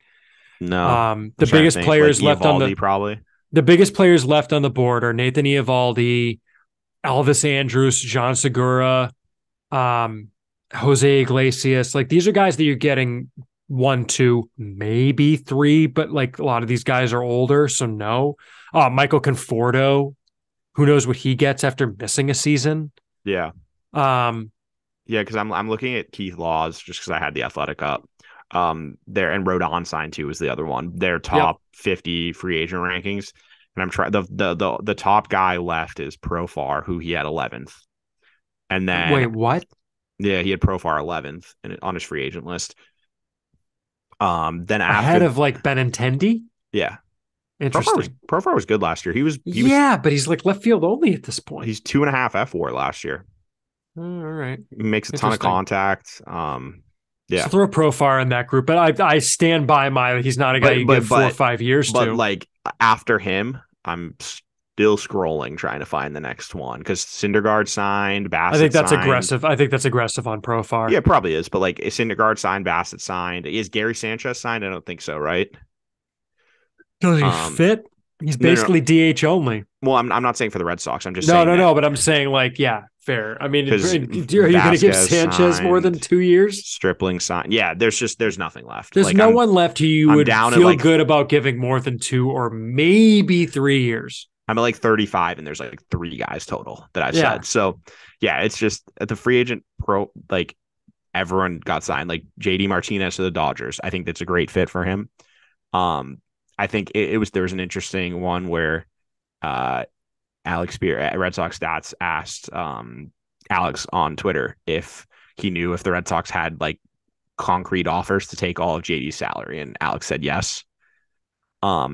From at least one team, and so that's a tough one for the reasons we've discussed in the past and what we said at the deadline. The trade deadline is what you're saying with those offers, right? Yeah, and frankly, if they could have brought back JD Martinez at 1 year and $10 million, I would have done that in a heartbeat. I completely understand why it doesn't seem like they were that close or that like. I get not being interested in it, but it also wouldn't have minded it. Yeah, no, but like Vasquez also went to Minnesota, and that seems like he gave them a chance to sign, and they weren't interested there. Which I understand they're ready with their catchers, but like, yeah, the guys are just flying off the board. Are you confident that Christian Vasquez is going to be better than a McGuire Wong platoon this year? No, definitely not. No. And the thing with JD Martinez is it wouldn't surprise me if he has a bounce back year because he's getting reunited with the hitting coach who was like in large part responsible for his breakout. He also is in a good lineup, like in a very good lineup. Good lineup. There's not going to be pressure on him. Put it this way: as a JD Martinez fantasy owner, I'm pretty pumped about him signing with the Dodgers. It's also going to be like warm the entire year. Like he won't have to play in Boston in April and May. Yeah. But I think though that the most interesting thing is just like the continuation of the insane amount of money going to the top of the market. Yeah. Yeah. And where do the Red Sox fit? Right. Because like Scott Boras, I saw the stat that this was before like Joey Gallo got $11 million. He had made like $60 million in agent fees this offseason. Like he's incredible. It's good to be the king. It's good to be the king. Like the Correa deal, it was pretty clear the Red Sox were never going to get involved in there. It just didn't make any sense with what they're going for right now. Well, it's like if you weren't going to give Bogaerts a certain amount, they weren't going to give Correa close to what he got on this market. So, the Swanson deal, like Swanson didn't make any sense for them, honestly, given what they would have to give up in compensation. Yeah, that was the issue. If Swanson had no pick attached, I think I would have gone for that. It would be interesting to see if they would have been involved at that price. But given you would be giving up a 2 of 5 and what is it, $1 million? $1 million bucks. They're not signing a QO free agent. They're not signing a QO free agent this year. Like actually, I don't know if any are even left, frankly, other than Eovaldi. But no, they're gone. Swanson was the last one. Yeah, but like that was pretty clear. Other than Eovaldi. Yeah. Right. Who they wouldn't give comp for because he's their guy. No. So it yeah, no, it makes sense. It's I mean, where do you see them going from here? I mean, I think it's one starter of the Eovaldi Kluber mold would be ideal. Yeah, and I mean, I would assume they're going to have to sign someone like a Profar type to play the outfield and Profar, maybe like a Iglesias Segura. I think the key thing for me is I would not go over the CBT now. I don't think there's a point to it. I think you reset it this year, and because they're still 40 million or so under. And I just don't know. I don't see where you're going to get enough money to bridge that gap to be justified going over. Because you can fill the roster staying under. Yeah, and I just think the last thing you want to do is go over by $2 million or $3 million again. To sign Jurickson and Profar. Right. I think it just makes sense that we've reached the point where I would personally focus on just trying to get Devers locked down. That would be my number one priority. But then, try to fill out the roster with the best available players you can, whether it be via free agency or trade, while staying under the CBT, and you go for it again, in another offseason with the big guys, because it's gone for this one. Agreed. All right. You got anything else on that, or should we jump to some emails? Let's jump to some emails. All right. If you want to email us, it's podcast@soxprospects.com. We got some interesting ones, Ian. We're picking up on some that were pre-last episode, but we just went so long in the last episode we didn't get to. First is from Etan, who had a couple questions that we're going to get to here, Ian. First, catchers. 2022 is a great year for offensive output from catcher prospects, but which of these guys do you think have a realistic chance to be major league catchers? Here's the list of the catchers that looked most intriguing offensively: Nathan Hickey, Steven Scott, Ronaldo Hernandez, Brooks Brannon, and Daniel McElveny. Noting that we haven't seen Brannon play defensively at all yet because he got like 5 games. McElveny, we haven't seen in person yet between the two. No, I saw him in spring training. I saw him in regular season games. Well, regular season. I mean, for those guys, I don't know. I think he means like who has a realistic chance to stick. And I think it's just all those guys are almost so far away, but I don't know if you have any thoughts on those guys. Probably none of them, but like, I mean, you picked, like Scott is intriguing. If he can fake it enough back there, it's definitely interesting, but I'm not sure he can even do that. Hickey was okay when I saw him. Like I saw him. I didn't love it. It was nah. Yeah, I didn't love it. It was like best you're looking at like a 40 probably. Yep. And then McElveny, I heard it might it's a work in progress, understandably, because he wasn't a catcher before. And who was the other one? Brandon. Yeah, as we said, we've not seen Ronaldo. Ronaldo Hernandez was outrated. Tells you everything you need to know about him. Yeah. So I think that other than Connor Wong is by far of the players on the 40-man or in our top 60. He's really the only catcher to me that is an actual catcher, for sure. Well, who we know about, like who knows about Brannon, right? Like we just right, don't but know. I'm saying that of the guys we know of, like he's the only one I would project to be a potential major league, like adequate enough defensively to be a catcher at the major league level as of now. But I mean, obviously we've seen things change, and it'll be interesting to evaluate. It's one of the positions that I'm definitely going to be keeping an eye on next year in spring training. But as of now, yeah, Wong is kind of the guy. And I think that's the reason why you haven't really seen them linked to any catchers. Like, it doesn't seem like they weren't on Sean Murphy really at all. That was more like, so I completely agree with this. I would be comfortable going in next season with a Maguire Wong combo. Like, yeah, I think people forget when we talk about the trade deadline last year that they got Reese Maguire for Jake Diekman, and right. Maguire was worth I think he was over a win in his time. Like, he was really good after they got him. And yeah, it's just will he keep that up is the question. Yeah, and that's the question is, yeah, he was last year he was 1.6 WAR FWAR. So like the bar for catchers we've talked about is so low that it's like if you're a good defensive catcher, you can make it work. So it'll be interesting to see kind of what happens with him. His second question is, what does Chaim Bloom need to do in order to not become the next Ben Cherington? I love Bloom, but at this point he needs to trade some high-end prospects to get the Sox into the playoffs in 2023. Cherington produced an epic farm system, but they got fired, leading the way for the Dombrowski prospect fire sale. In my opinion, Bloom needs to shop Meyer for someone like Sean Murphy and re-sign Xander if he wants to stay around after 2023. This was prior to Xander signing with the Padres. What other trades could you envision that could keep Bloom around? I don't know that it's specific trades or not. I think it's just, again, what does the team look like and what are its prospects going forward? If you enter the year with Devers unsigned and what has happened this offseason, I think he is on the hot seat. I don't think you could look at it any other way. Yeah, I think that's fair. This is year 4, right? This is year 4. I mean, granted, years 1 to 3 were the pandemic season 1, pandemic season 2, and then coming out of a lockout right into the season. It's been a rough hand, but so has every other team, right? And that's the thing is like, you know, you have 2 last place finishes on your ledger and then an ALCS, and it's not going to cut it. I mean, the expectations are obviously high in Boston. I mean, the fan base they want a good team. And yeah, it's just hard. I think the hardest part is just it's hard to see what the direction is right now. Exactly. And the thing that and I think this is something we'll more evaluate as we get closer to spring training, but because we need to see the finished product. We don't know what the finished product is right now. But it's just, I think what people want is to be able to know, like, this is the plan. Like, we're keeping our star players homegrown, we're augmenting it with free agents, and we're developing from the system. And I think if that was clear, that I think it would help. It would go a long way to like assuaging some of the, what is that word? I don't know.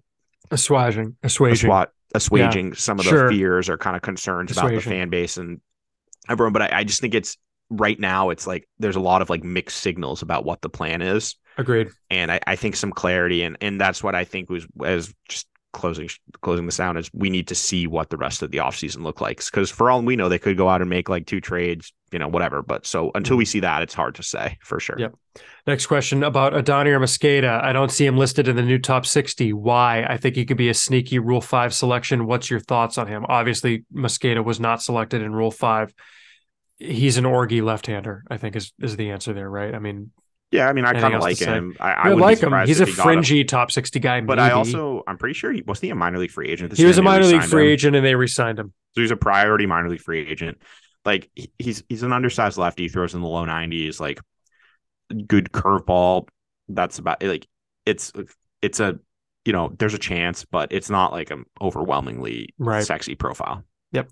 Next question from Sam. I'm curious your thoughts on how grading of fastballs has evolved over the years. I was reading a piece a while back, I think on Fangraphs, comparing Hunter Green and Spencer Strider. Why Strider had found a lot more success immediately, and much of the piece was about the tunneling of their fastballs, Strider hiding the ball more, etc. Part of the piece was just a kind of a mea culpa, saying they had given both guys 80 grade fastballs preseason, and they should have taken some of that stuff more into consideration. Where do you think we stand with fastball grading? It seems like pretty much for all of baseball history, if a guy could light up a radar gun with triple digits with any regularity and locate it to some extent, it would earn an 80. But as 100 miles per hour becomes a thing major league hitters probably see once a week or more, and they can square it up if there's no deception, how do you see velocity factoring into grading going forward? Thanks, Sam. I think this is a good question for you, Ian. It's a very good question. Agreed. And he's 100% right. The way teams evaluate fastballs has really changed. And I think the best way to look at it is when I'm evaluating fastball and teams do the same thing, there are multiple things you kind of are breaking it down. You're looking for, there's a velocity grade, there's like a quality grade, and then you're also looking at like command. Mm-hmm. And they all, you need all of them in some level, or you at least need to be really good in some of the other ones to make up if you're deficient in one of them.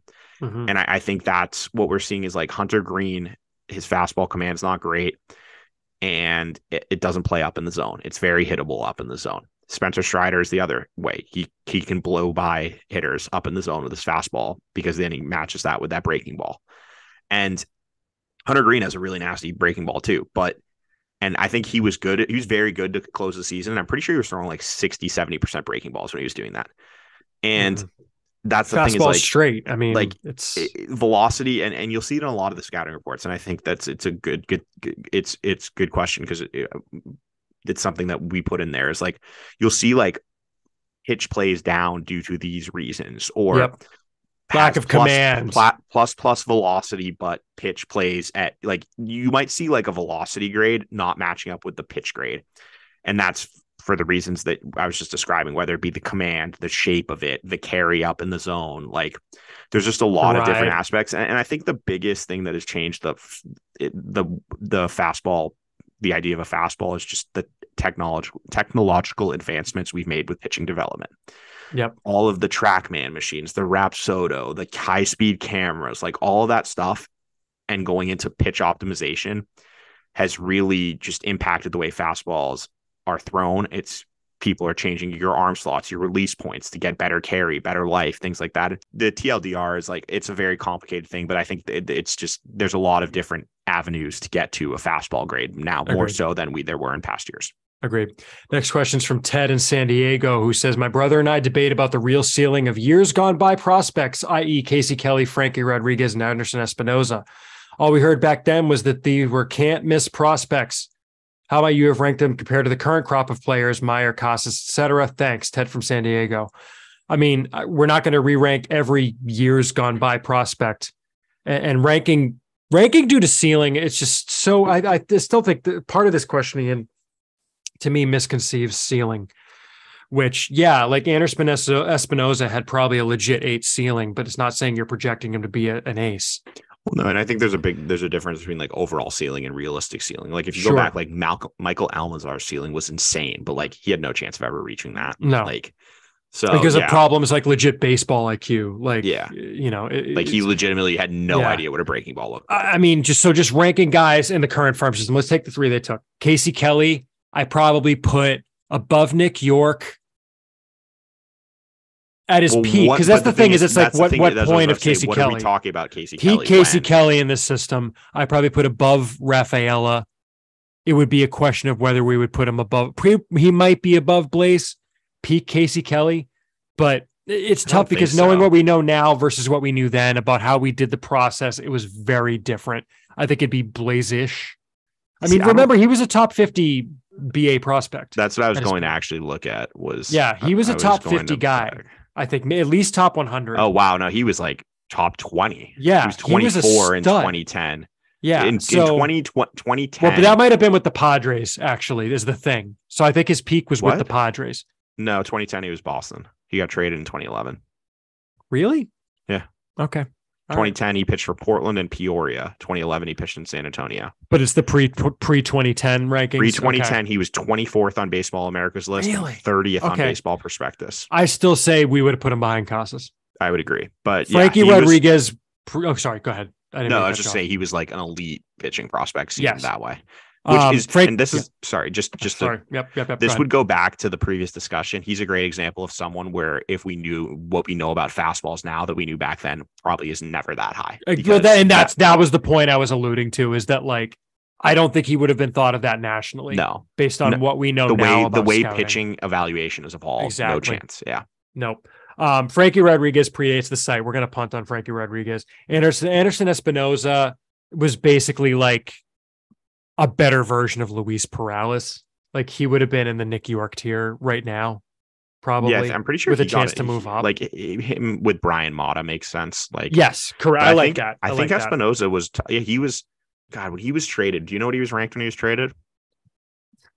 5th or 6th.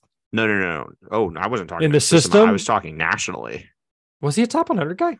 Pre-2016, he was 19th on Baseball America's list. No, he would have been way higher. He would have been 3 probably with Casas and Meyer. Yeah, he was that good. Do you remember that starting green in the Red Sox system? No, it would have been not pre-trade. No, pre-2016. Yeah, that would have been coming out of.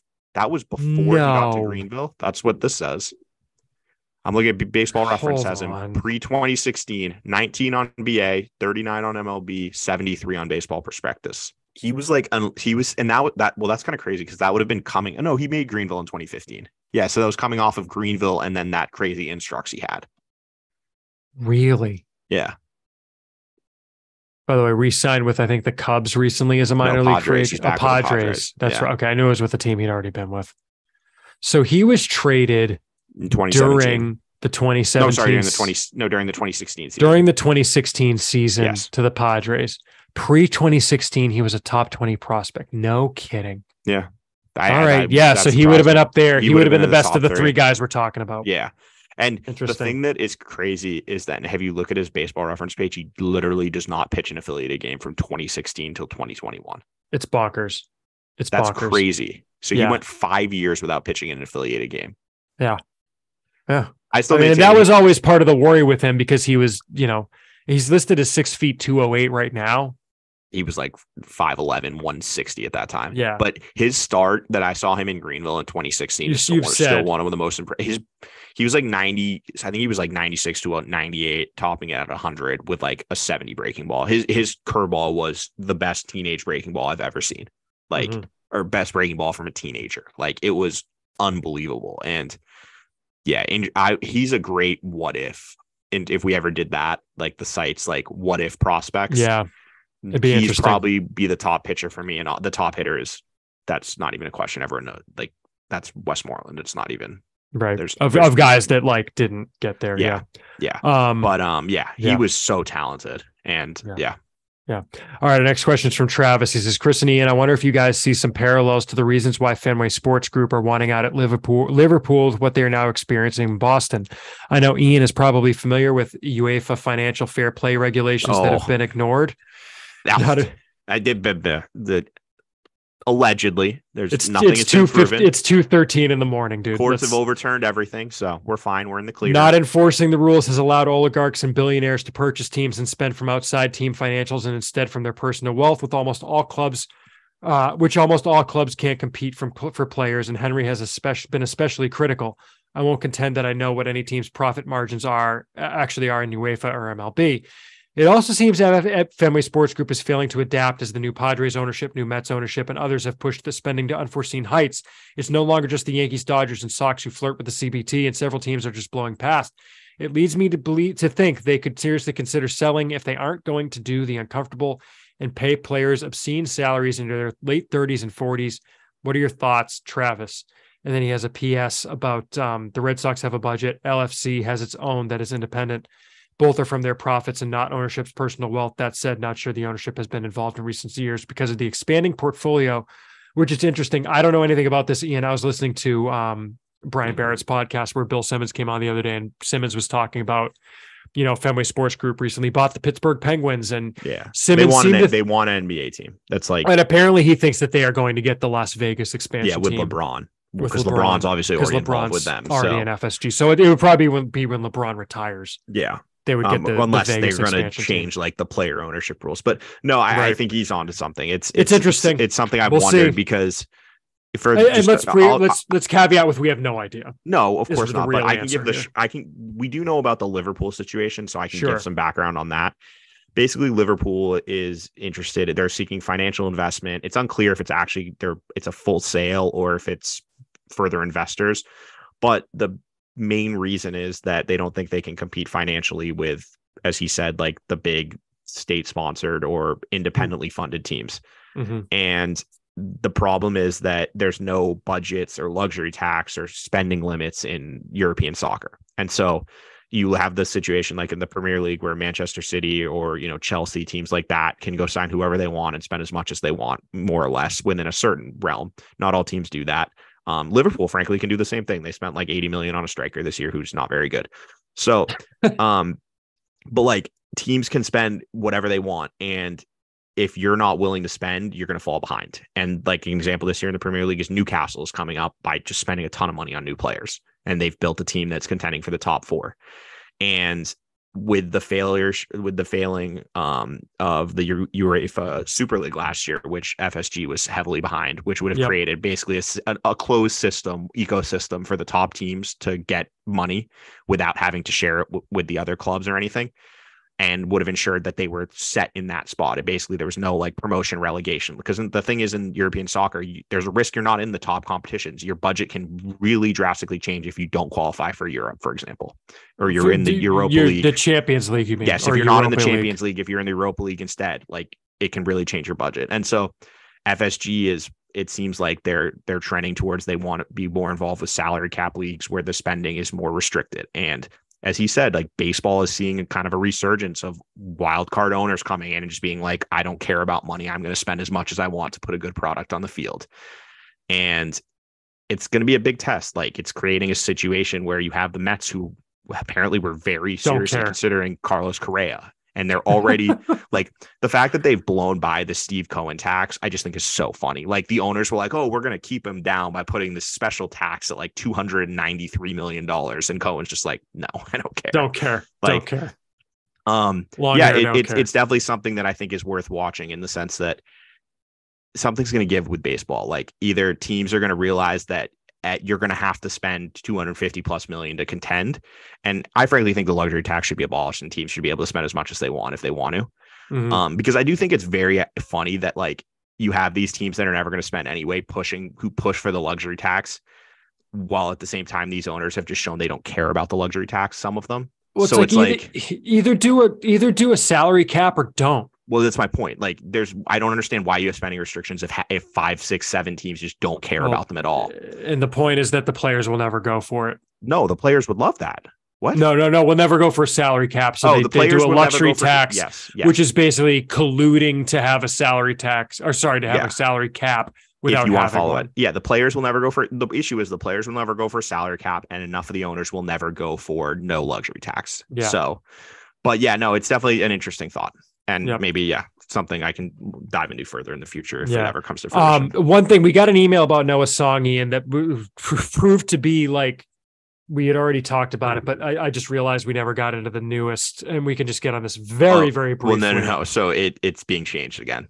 Oh, is it really? Yeah. They're grandfathering in the guys that are currently in college. Yeah. The guy, I don't think that changes anything with Song. No. Because so the Defense Spending Appropriations Act, that was just passed by Congress, that is being amended to account, which rightfully so. Yeah, because Army's got a potential like a first round NFL draft pick was about to get absolutely boned. Oh, it's going to be terrible by this law. And I think, and I appreciate the bipartisan, because obviously there's not a lot of. Hell no, there's not a lot. Well, no, that's not. I mean, there's not a lot of bipartisan work it's not a lot in going Congress on right now. I appreciate that the congressman who initially put the provision in realized his mistake quickly, and they've already garnered bipartisan support to fix it, because this would not be fair at all for this defensive lineman from Army and anyone else who was pursuing professional sports who went to the service academies under the impression that they could do this if they were that good. Yeah. So basically, we've talked previously, if you want, listen to past episodes where we've talked about the whole history of the executive branch and legislative branch policies regarding service academy players getting waivers on their required military service to go play professional sports. Yeah. That has changed over time. Donald Trump had, I think it was just an executive policy. He initially revoked it or something, and then he revoked it and was convinced to put it back. Yes. That you could apply for a waiver. Yes. And what Noah Song, he was in no man's land because it was like unclear what was happening. Noah Song graduated at a time when the policy was that you could not apply for a waiver after 2 years of service. Yeah. Oh, sorry. No, not apply for a waiver immediately after graduation until you had done 2 years of service, which is why his initial request for a waiver immediately after graduation was denied. fair. After 2 years, which was after 2 years of service, in which he had gone to flight school, he applied for another waiver this past May. Yeah. We were waiting to hear on that. Congress just passed this defense spending appropriations bill, which basically includes a provision that the service academies going forward, cadets, immediately, etc. Well, right, going forward, like from the point of passing of the act, would not be allowed to forego their military service to pursue a career in professional sports. It just got rid of the waiver, basically. There's no waiver process It basically anymore. gets rid of the waiver process. The article makes it clear that, like, in theory, you could still apply for one after 2 years, but it makes very clear Congress's preference that this not happen. Yeah. This being the case, look, it would not apply directly to Noah Song. However, it basically makes it near impossible that Noah Song's waiver is going to be granted before he has 5 years of military service, if you're from the outside looking in. Yeah, that was my takeaway of it. It doesn't directly apply, but it's just like, look, we're not going to make an exception to the policy that was in place when you graduated if that is also in direct conflict with the current policy. Yeah. So, everything about the Phillies drafting Noah Song, et cetera, it really looks like a nullity now. Yeah. I don't see Noah Song playing baseball again, which is really sad because he was an extremely talented pitcher, but he is very happy to go serve in the military based on everything he's said. I believe him. Yeah. Best of luck to him in the military. Maybe it happens for him. And maybe they change it again. Like, obviously that can happen, but for now it seems like and it would have to wait a couple more years potentially. Yeah. Mikey, who supports us on Patreon, says, now that Sean Murphy was traded, what do you guys think about trading for Travis d'Arnaud? Has a 2.9 WAR last year, and he won't break the bank at $8 million with a club option. What do you think, Ian? I think it's a good fit. I don't know why the Braves would trade him though, because they did get Murphy, but I think they moved Contreras, so it's not like they have play three both. guys. Yeah, they can play both. Yep. Like there'll be some DHing in there. Like, yeah. Yep. No question. Next question is from Tim, who says, my question regarding media leaks for free agent or trade discussions. Since the Chaim Bloom administration began, this front office has done a commendable job of plugging leaks to the media surrounding ongoing negotiations. It's become quite common for a transaction to be announced before any of us common folk even had an inkling it was in the works. Most leaks we hear now, most likely coming from the agent or even the other team, if at all. In the wake of the Xander Bogaerts loss and how Brian Cashman very openly handled the Judge negotiation, I find myself wondering if that's always the best choice. It was very public that Judge had turned down what Judge had turned down last spring. We heard all summer long how Bogaerts had been, quote, insulted, end quote, by an initial offer from Boston. But we never heard what was the Boris Bogaerts, quote, ask at the time, or if any of the subsequent increases in the Boston offer until we heard the final offer of $160 last week, which I will add here, that was not the final offer. That was the most recent offer. The fans are left to rage at the injustice of it all. But if the Boris if the Boris ask was over $200 million in the spring, for example, it would not be unreasonable for Boston to have balked and see who read the market better.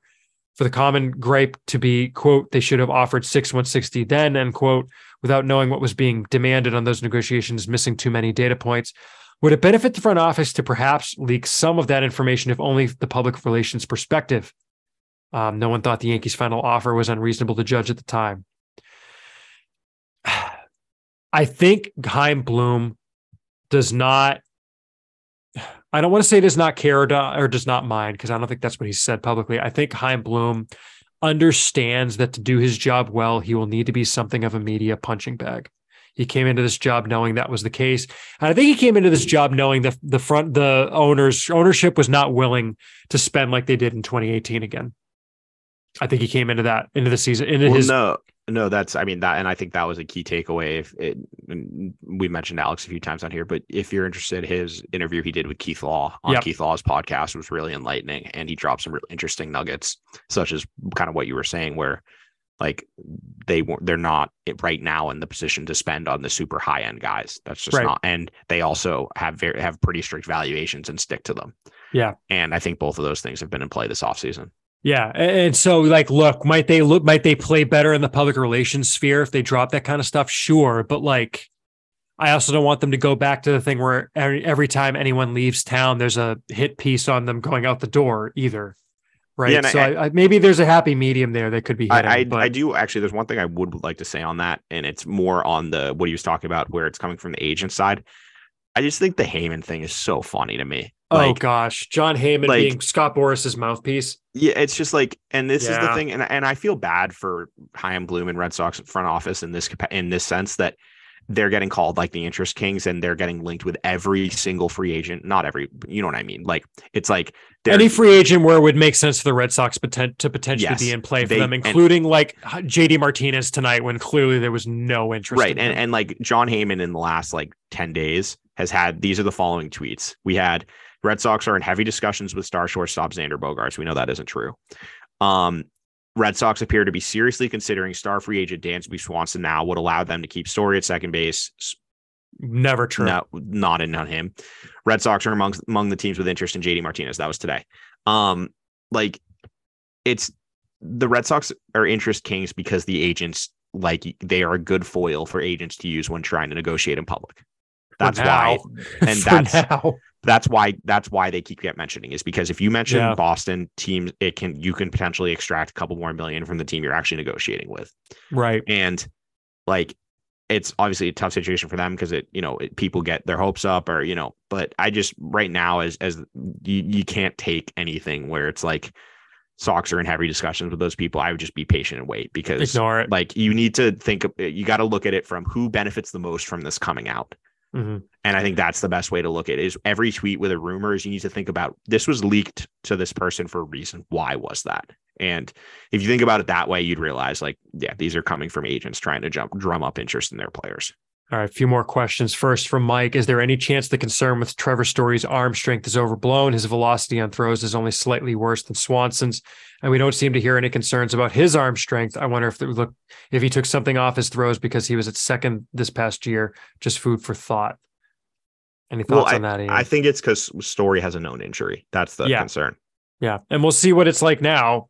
I mean, especially if you want Story has some sort of elbow issue. Yep. We know that. Like, Swanson doesn't have those concerns. Next question is from Ethan. Is there a big picture takeaway from the Red Sox losing top 30 prospects in Trevor Downs and Thaddeus Ward for nothing? You guys have talked about how this area of the system is a weakness. Is this a reflection of that? It's hard to believe they could not get anything for either. Again, first point being they have not lost Jeter Downs yet for nothing. If they didn't lose Ward for nothing. Technically, they got $100K. Well, they got $100K, and there's a chance he comes back. Yes. Again, technically, knowing the Nationals the way I know them, I would be very surprised if they get him back. Agree. I don't know. Is there any big picture takeaway yet? I don't know that I have one yet. Let's see what happens with Downs. I think that it's just, other than what we've talked about already, I think that Downs might have been slightly overranked by us, but yes. I think that the key thing is when you're getting down to like the 25 to 30 range or 20 to 30 range, even there's not a big delta between that and like 30 to 40 or 40 to 50. And like, if those guys were 31 and 32, I think it gets framed very differently. And when in reality, there's not a huge difference between them being, 25 or 31. It would be a different story, obviously, if they were like 6, but yeah, when you're getting in below the 20s, there's not a huge difference. It's a lot of personal preference, and the lists are going to vary greatly from team to team and person that you talk to. Next question is from Rick, who says, the Angels are for sale. We saw what happened when the Marlins got new ownership. What would a package look from the Red Sox look like for Mike Trout? Would you do it? Let me pause there. It's not happening. He's not getting traded. It's not even worth discussing. No. He says it's not impossible. I disagree. I disagree. Yeah. And it's not the Red Sox. The only way Mike Trout gets traded is if Mike Trout goes to Angels ownership and says, you have to trade me. Yes. And if that's the case, I don't think they're getting pennies on the dollar, and they're not getting it from Boston. It's not a good fit. Nope. Also, what are the Red Sox doing right now? They just DFA'd Eric Hosmer, who's league minimum for the next 3 years, while they still have questions at first. I don't understand, but I'm sure you're covered it. Again, what they're doing at first is playing a top 25 prospect in the game in Tristan Casas there. And he says, I know the Xander talk has been beaten to the ground, but one point I haven't heard discussed is how much of a revolving door we had at short before his arrival. It was awful. I mean, Stephen Drew was probably the best fit since Nomar. Anyone remember Edgar Renteria, Julio Lugo, Gross? Thanks for all you both do. We're lucky to have you. I mean, the answer is that Marcelo Meyer is coming.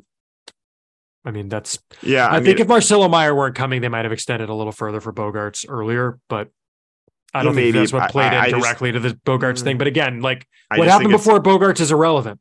It's not relevant right now. No, and I think the thing with Meyer is you have to remember that prospects are fickle. Like we just talked about with Jeter Downs, like things can really change with them. And I don't think you can put all your eggs in that basket and be like, we're just waiting at shortstop until he's ready. It's a correct drastically different story than like what the Yankees did with a guy like Peraza or Volpe, who are both in the high minors. Like Myers was in his first full season last year. We need to be you got to be patient with that. We got a long email from Matt basically asking, is it time to start questioning Chaim Bloom's ability to construct a major league team? Last place 2 of 3 years. He says got fleeced on the Mookie Betts deal, got nothing of real value for Andrew Benintendi. Didn't get anything from JD and didn't get under the luxury tax at the trade deadline this year, misread the market on Bogaerts. While the last podcast tried to blame the Bogaerts situation on Dombrowski, shame on you guys for not doing your homework. If you missed, we weren't blaming the situation on Dombrowski. We were very clear that the Bloom regime mishandled this in the spring. The point about the opt-out was that if you added $5 million a year, and the point here is that Alex Spear has discussed that Boris would only agree to a team-friendly extension with the opt-out. The point is that you don't give him as team-friendly an extension. You make it less team-friendly. You pay him more money. We weren't saying, why did you give him an opt-out with that money? We get why at $20 million a year he needed an opt-out. Yeah. You pay him 25. Even $20 million a year back then was insane. Everyone back then was like, this is incredible. Like, how did you get him to sign this? For all the grief you gave Dombrowski, name one trade you do over. Well, we've discussed plenty of trades where he gave up more than he needed to. So we've done that prior. Meanwhile, Bloom inherited a team of all-stars 1 year removed from 108 year wins in a championship and traded away or let walk most of the all-stars for nothing or players of little value. I mean, look, if that's your opinion of what has happened that's fine. Recently, then we're not going to say anything to change your mind. Yeah, is really where I come away with it. If you genuinely think that, then that's fine. Yeah, we'll move on. I mean, look, we're not look at this point. I think we've been pretty clear.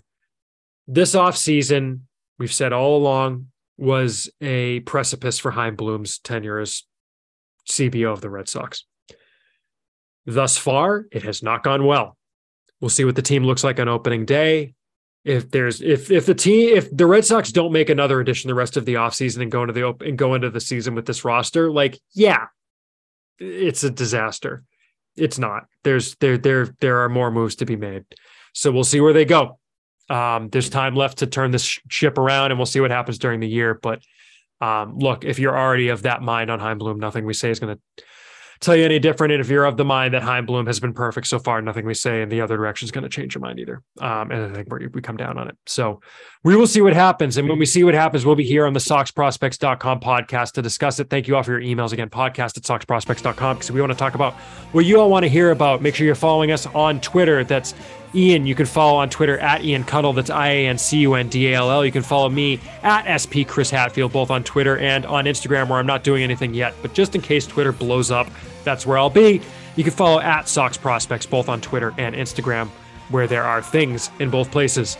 You can support us on patreon.com/Sox Prospects. And we want to shout out our $5 level Patreon supporters. That's Deb Kendall, Andrew Wallen, Lendl Martin, Ernest Shermer, Kyle C., Tyler Woodrow, Jip Patton, New Hampshire, Jeff Trainer, David R. Nardone, Tim Harding, Bill Stanton, Evan Kirkwood, Chris Fox, James O'Hara, Nathan Kenyon, and Ben and R.I., David B., Ben Burnett, Al Mendel, Kevin Catrides, Steve Gregory, James Bailey, Andreas Goldstrand, Corey Perrick, Forrest Perkins, Mark Herman, Brian Cowan, Andrew K., Jeff Harwood, Dusty G., Michael Murphy, Bob Introne, Pavel, Jordan Shabbat, Jeffrey Scruggs, Nicholas Staropoli, Mike Caruano, Chris Bollier, Curtis Walton, Michael Stewart, Caleb Farron, John Kane, Jason Stoneburner, Jason Parker, Mike Granger, Mike Bignosa, Jeff Richardson, Michael Curran, John McGee, Nicholas Lenson, Paul Manish, James P. McMahon, Jim Tuttle, Adam Gregory, Brian Rose, Jake O'Donnell, John Mulqueen, Gerardo Iantosca, Sean Guinan, Kyle Sanborn, Matthew Ware, and Alex M. Thank you all so much for your report on patreon.com/Sox Prospects. For Ian, I'm Chris. We'll be back in your eardrum soon. We gotta go watch the Bad News Bears soon. We'll get that episode up on Patreon at some point soon, hopefully. Thank you all for your support. We'll be back at you in the near future. Peace, y'all.